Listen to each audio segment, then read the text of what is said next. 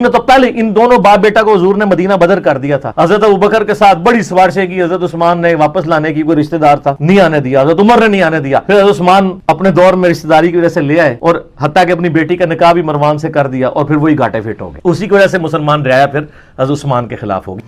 مرزا صاحب یہ مروان تو حضرت عثمان رضی اللہ عنہ کے گاٹے نہیں فٹ ہوا, لیکن یہ جو باتیں ہیں نا یہ جھوٹ آپ کے گاٹے فٹ ہو گیا.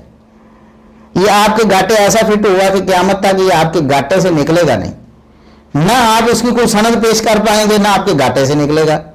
یہ جھوٹ ہے مرزا صاحب, پرلے درجے کا جھوٹ ہے, اس کی کوئی حقیقت نہیں. کوئی ایک سند صحیح الاسناد والے کہاں چلے گئے جی.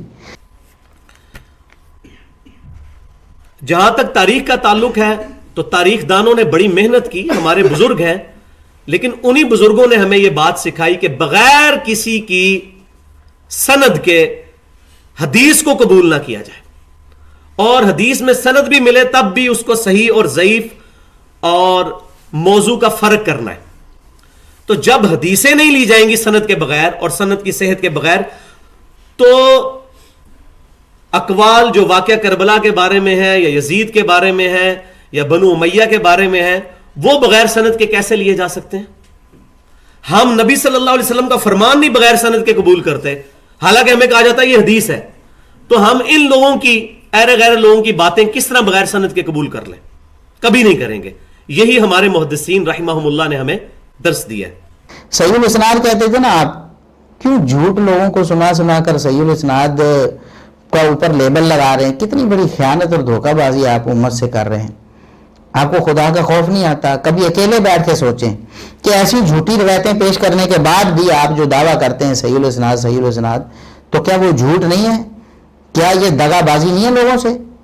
آپ کوئی ایک صحیح روایت لے کے آئے, پورے ذخیرہ حدیث پوری ذخیرہ تاریخ سے کوئی ایک صحیح سند لے کے آئیں جس سے یہ پتہ چلتا ہو کہ نبی کریم صلی اللہ علیہ وسلم نے مروان اور ان کے والد گرامی حکم رضی اللہ عنہ کو مدینہ سے نکال دیا تھا. اچھا, باقی باتیں آپ کو معاف کرتے ہیں کہ حضرت ابوبکر سے عثمان نے سفارشیں کی, نہیں آنے دیا, اور پھر عمر رضی اللہ عنہ نے بھی نہیں آنے دیا, اور عثمان رشتہ داری کی وجہ سے لے آئے, نعوذ باللہ. یہ اصل کہاں سے شروع ہوئی؟ یہ اصل مودودی صاحب نے خلافت الملوکیت میں لکھ دی. یہ بات جھوٹی بے سند بے اصل, جس کی کوئی صحیح سند دنیا میں نہیں, جھوٹی روایت مودودی صاحب نے لکھ دی, پھر وہاں سے جالوی صاحب نے نقل کر لی, اور وہاں سے مرزا صاحب نے نقل کر لی. مرزا صاحب کہاں ہے اس کی صحیح سند؟ اور اس کی تو کوئی سند ہی تو پیش کریں پہلے, صحیح تو بعد میں ہونی ہے. کوئی سند پیش تو کریں اس کی. کہاں سے لی آپ نے یہ جھوٹی کہانی, یہ افسانہ کہاں سے لیا؟ اور اہل سنت کے شیر اصلی شیخ الاسلام ابن تیمیہ رحمہ اللہ تعالی, آپ کے تو شیخ الاسلام وہ ہے نا جالوی صاحب ختم نبوت کے ڈاکو, وہ آپ کے شیخ الاسلام, جو ابن عربی سے بڑا, جن کو کوئی عالم دنیا میں نہیں نظر آتا, جن کو آپ بھی کہتے ابن عربی کو قرآن بھی نہیں آتا تھا. وہ ابن عربی بھی کر کے گیا ہے, اور وہ یقین کریں آپ فتوحات مکیہ پڑھیں, جس بندے کو اردو پڑھنی آتی ہے اور اس کا انٹلیکچوئل لیول ہے, اور اس نے قرآن ایک دفعہ ترجمے سے پڑھا ہوا ہے, وہ 2 صفحے پڑھے گا تو اس کی ہنسی چھوٹ جائے گی کہ یار اس کو انہوں نے یہ بنایا ہوا ہے, جس بیچارے کو قرآن کا بھی نہیں پتا تھا. جس کو قرآن بھی نہیں آتا وہ آپ کے شیخ الاسلام جالوی صاحب کا سب سے بڑا عالم ہے. بہت خطرناک سوال ہے. ارے تو جان نہیں ہر کوئی چھڑا سکتا, میں ہی صرف چھڑا سکتا جنہیں شیخ ابن عربی نے پڑھیا تو دین نے سمجھا. بھائی کوئی بندہ نہ کہے کہ نبوت بند ہے. یہ آپ کی حالت اور کیفیت ہے. کہاں جائیں گے آپ بھاگ کر؟ یہ اصلی شیخ الاسلام ابن تیمیہ رحمہ اللہ تعالی, جنہوں نے امت کی قیامت تک رہنمائی کی ہے, یہ ان کی کتاب ہے منہاج السنہ. ابن تیمیہ سے آپ کی دشمنی کیوں ہے ہم پہلے بھی بتا چکے ہیں. ابن تیمیہ نے صرف ایک ہی قصور کیا ہے کہ رافضیوں کی پٹی لگائی. انہوں نے دشمنان صحابہ کی ایک ایک دلیل کا جواب دیا ہے. انہوں نے بے نقاب کر کے رکھ دیا ان کے منافق چہرے کو. اس لیے روافض سارے کے سارے دشمن ہیں, اور نیم روافض بھی پیچھے سارے کے سارے ابن تیمیہ رحمۃ اللہ علیہ کے دشمن ہیں. اچھا, شیخ الاسلام ابن تیمیہ رحمۃ اللہ علیہ نے صدیوں پہلے لکھا ہے, اور آج تک روافض ان کی اس بات کا جواب نہیں دے سکتے. ہے کوئی رافضی؟ مرزا صاحب آپ ہمت کریں, آپ شیخ الاسلام ابن تیمیہ رحمۃ اللہ علیہ کو جھوٹا ثابت کریں. وہ فرماتے ہیں منہاج السنہ میں, انہوں نے ایک فصل اس طرح قائم کیا, رد علی زعم الرافضی ان الرسول علیہ السلام طرد الحکم وابنہ عن المدینہ وردہما عثمان واکرمہما, کہ رافضی نے یہ جو دعویٰ کیا ہے نا یہ رافضیوں کی گرنتھ تھی مرزا صاحب، یہ شیخ الاسلام ابن تیمیہ نے صدیوں پہلے بتایا ہوا تھا، لیکن وہی چبائے ہوئے نبالے رافضیوں کے ابھی تک چبائی جا رہے ہیں۔ وہ کہتے ہیں کہ میں اس بات کا رد کر رہا ہوں کہ یہ اس رافضی نے جھوٹ بولا ہے کہ نبی کریم صلی اللہ علیہ وسلم نے حکم اور ان کے بیٹے مروان کو مدینے سے نکالا تھا اور عثمان نے انہیں واپس لایا۔ وہ کہتے ہیں کہ ایسی کوئی بات ثابت نہیں ہے۔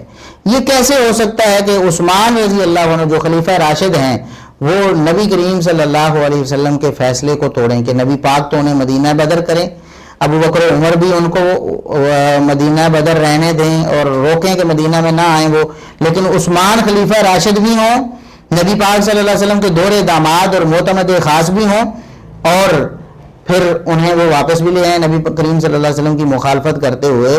وہ فرماتے ہیں کہ ایسا قطعاً ثابت نہیں ہے، قطعاً ثابت نہیں ہے۔ کہتے ہیں وَقِصَّةُ النَّفْيِ الْحَكَمِ لَيْسَتْ فِي الصِّحَاحِ وَلَا لَهَا إِسْنَادٌ يُعْرَفُ بِهِ أَمْرُهَا۔ فرماتے ہیں نہ تو صحاح میں یعنی بخاری و مسلم میں، نہ کسی اور ایسی معتبر کتاب میں، وَلَا لَهَا إِسْنَادٌ يُعْرَفُ بِهِ أَمْرُهَا، اور نہ کوئی ایسی سند اس کی کہیں آئی ہے کہ جس سے اس کی حقیقت معلوم ہو سکے۔ وَمِنَ النَّاسِ مَن يَرْوِي أَنَّهُ حَاكَ النَّبِيَّ صلی اللہ علیہ وسلم فِي مِشْيَتِهِ وَمِنْهُم مَن يَقُولُ غَيْرَ ذَلِكَ۔ کچھ یہ کہتے ہیں کہ جی انہوں نے نبی کریم صلی اللہ علیہ وسلم کی نقل اتاری، تو اس بعض کہتے ہیں کہ چلنے میں نقل اتاری، حَاكَ النَّبِيَّ صلی اللہ علیہ وسلم فِي مِشْيَتِهِ، نبی کریم صلی اللہ علیہ وسلم کی چلنے میں نقل اتاری، یعنی آپ کی نقالی کی چلنے میں، جیسے آپ چل رہے تھے ویسے چلے۔ اور بعض کہتے ہیں کہ آپ صلی اللہ علیہ وسلم کی کوئی اور اس طرح کی گستاخی انہوں نے کی، تو وہ کہتے ہیں کہ ایسی کوئی بات کسی صحیح سند سے ثابت نہیں ہے۔ تو دوسری جگہ وہ لکھتے ہیں وَبِالْجُمْلَةِ فَنَحْنُ نَعْلَمُ قَطْعًا أَنَّ النَّبِيَّ صلی اللہ علیہ وسلم لَمْ يَكُنْ يَأْمُرُ بِنَفْيِ أَحَدٍ دَائِمًا ثُمَّ يَرُدُّهُ عثمان مَعْصِيَةً لِلَّهِ وَرَسُولِهِ وَلَا يُنْكِرُ ذَلِكَ عَلَيْهِ الْمُسْلِمُونَ۔ کہتے ہیں کہ یہ ہو ہی نہیں سکتا کہ عثمان رضی اللہ عنہ جیسا صحابی رسول وہ نبی کریم صلی اللہ علیہ وسلم کی مخالفت کرتے ہوئے ان کو واپس لے آئے۔ ہم قطعاً یقین کے ساتھ حلفیہ یہ بات کہہ سکتے ہیں کہ یہ بالکل ایسا جھوٹ ہے، اس کی کوئی حقیقت نہیں ہے۔ اچھا، ان جھوٹی داستانوں پر بنیاد رکھی ہے سیدنا معاویہ رضی اللہ عنہ کو قاتل ٹھہرانے کی سیدنا عبد الرحمن بن ابی بکر رضی اللہ عنہما کا۔ دیکھ لیں، یہ بنیاد ہے، کیونکہ دلیل تو ٹھیک کوئی نہیں، اس لیے کبھی ادھر سے بات کھینچی، کبھی ادھر سے کھینچی، کبھی ادھر سے کھینچی۔ مرزا صاحب آپ کی ایک ایک خیانت اور ایک ایک جھوٹ کا انشاءاللہ اللہ کے فضل و کرم سے ہم جواب دے رہے ہیں اور دیتے رہیں گے۔ کوئی ایسی آپ سوچیں بھی نہ کہ آپ جھوٹ بول کے خاموشی سے گزر جائیں گے، لوگوں کو پتہ ہی نہیں چلے گا کہ آپ نے جھوٹ بولا ہے۔ انشاءاللہ جب تک ہم زندہ ہیں اللہ کے فضل و کرم سے آپ کی خیانتوں اور آپ کے جھوٹوں کا اسی طرح صفایا کرتے رہیں گے اور آپ کو شرم دلاتے رہیں گے کہ سیدنا حکم رضی اللہ عنہ صحابی رسول جو ہیں ان پر جھوٹا الزام آپ نے لگا دیا کہ نبی کریم صلی اللہ علیہ وسلم نے ان کو کسی گستاخی کی وجہ سے مدینہ بدر کر دیا تھا، ابو بکر و عمر نے بھی ان کو واپس نہیں آنے دیا، حضرت عثمان بڑی سفارشیں کرتے رہے۔ یہ آپ کو مودودی صاحب نے وہی کی ہے نا، آپ ان سے پوچھیں کہ اس کی دلیل کیا ہے، سند کہاں ہے اس کی، کہاں ہے اس کی سند؟ جن مورخین نے نقل کیا ہے، اب دیکھیں ہم پہلے بھی بتا چکے ہیں کہ ہر ایک بندے کا ایک منہج اور طریقہ اس کو سمجھنے کی ضرورت ہوتی ہے۔ جیسے حافظ ابن کثیر رحمۃ اللہ علیہ نے تفسیر میں ایک روایت نقل کی ہے تو اس کا یہ مطلب نہیں کہ اس کو صحیح سمجھتے ہیں یا صحیح قرار دیتے ہیں، بطور تفسیر لوگوں کو بتانے کے لیے کہ بعض لوگوں نے اس کی تفسیر میں اس روایت کو بھی نقل کیا ہے، پتہ چلے کہ یہ تفسیر میں یہ روایت آئی ہے، بس اس لیے ذکر کی۔ مورخین بھی کئی باتوں کو ذکر کر دیتے ہیں، جیسے کہ حافظ ذہبی رحمۃ اللہ علیہ نے بھی تاریخ الاسلام میں اس بات کو ذکر کیا۔ کہا جاتا ہے، ایسے بعض لوگ کہتے ہیں کہ حکم رضی اللہ عنہ کو نبی کریم صلی اللہ علیہ وسلم نے نکال دیا تھا مدینے، بس وہ بتانا یہ چاہتے تھے کہ ایک روایت تاریخ میں اس طرح کی بھی آئی۔ اب اس کو دلیل بنانا اس جھوٹ کو اور الزام لگانا کہ ائمہ دین کا بھی یہ موقف تھا، تو یہ بہت بڑی خیانت ہے اور بہت بڑی دھوکہ بازی ہے امت کے ساتھ۔